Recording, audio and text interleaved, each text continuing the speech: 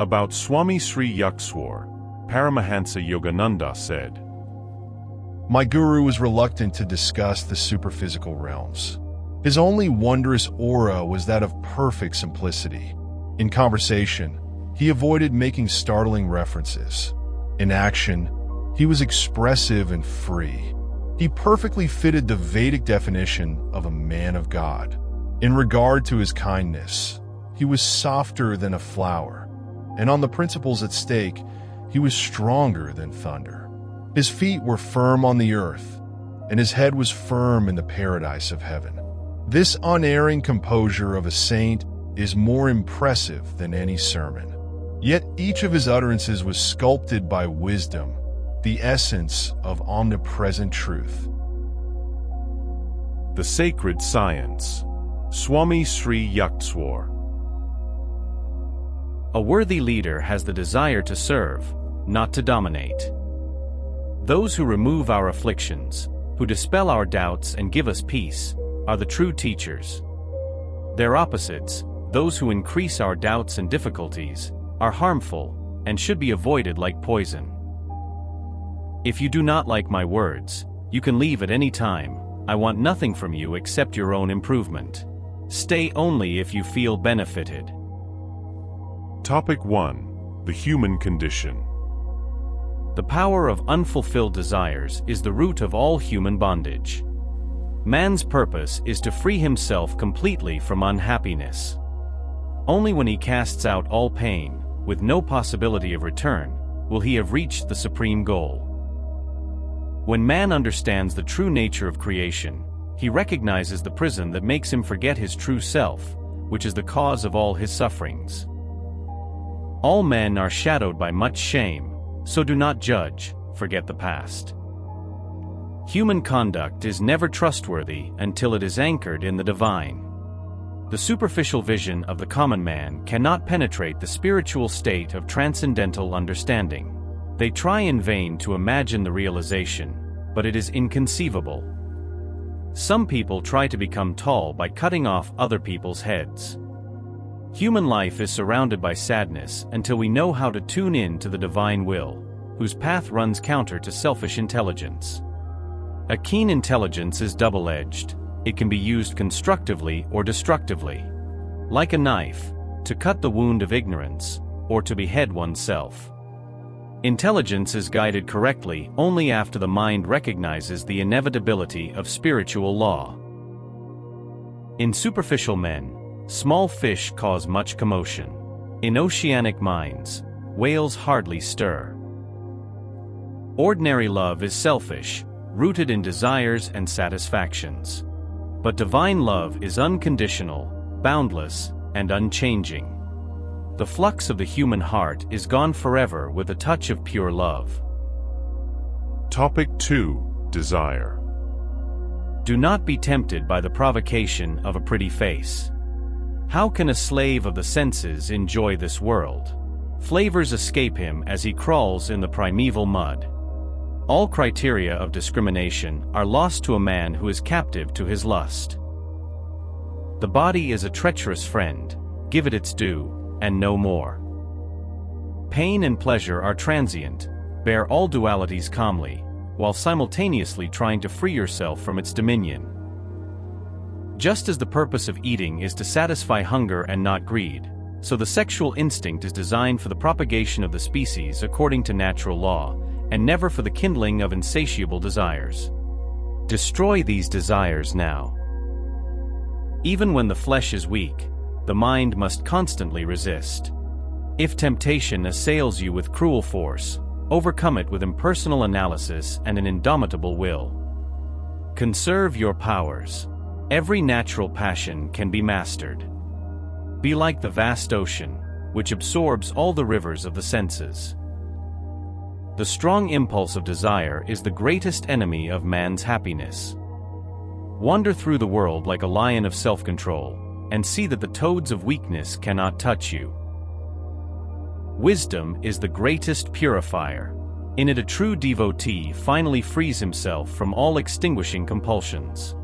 He transforms his need for human affection into aspiration for God alone. This is a solitary love, for he is omnipresent. Topic 3. Find God. All creation is governed by laws.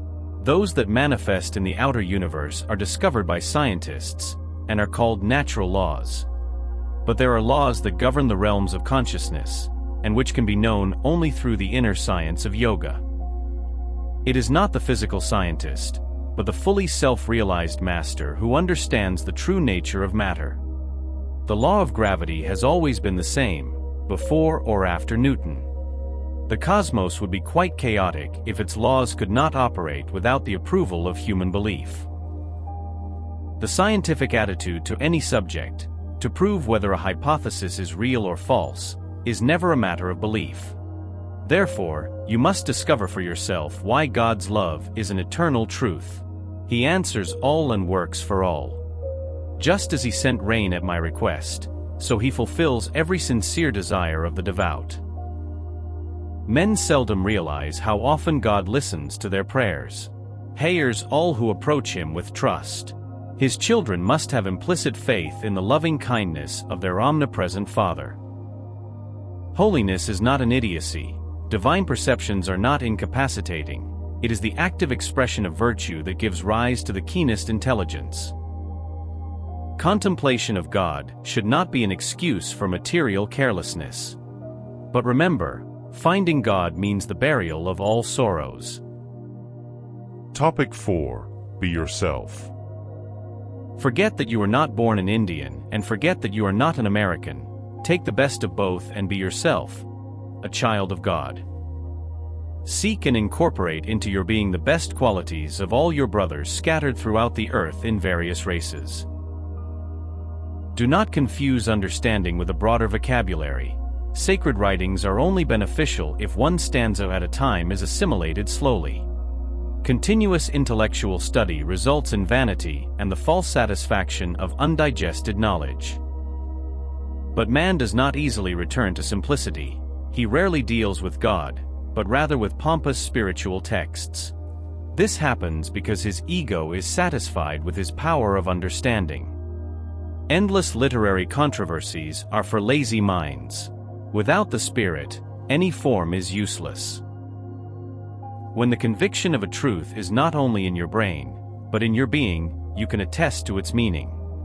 Frankness without civility is like a surgeon's scalpel, effective but unpleasant. Frankness with courtesy is useful and admirable. Good manners without sincerity are like a beautiful dead lady. You hear quotations galore, but what original commentary can you provide on the uniqueness of your particular life? What sacred text have you absorbed and made your own? How do these timeless truths renew your nature? Are you content to be an empty phonograph, mechanically repeating the words of other men? Topic 5. Practice. Nothing matters except your steady, daily spiritual advancement. Everything in the future will improve if you are making a spiritual effort now. Distinguish between what is dream and what is reality. Thus all oneness bubbles must eventually burst with a final touch of wakefulness. The ancient yogis discovered that the secret of cosmic consciousness is intimately connected with a mastery of the breath. This is a unique and immortal contribution from India to the world's treasury of knowledge. The life force, which is normally absorbed in maintaining the heart's pump, must be released for higher activities by a method of stilling and quieting the incessant demands of the breath. Better is the slow than the mighty, and better is he who rules his spirit than he who rules a city. The 8 bondages or snares are hatred, shame, fear, sorrow, condemnation, racial prejudice, family pride and conceit. The removal of these 8 bondages leads to magnanimity of heart.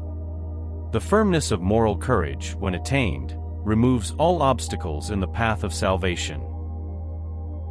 Having attained all the realizations of his own nature, man does not merely reflect the divine light, but becomes actively united with the Spirit.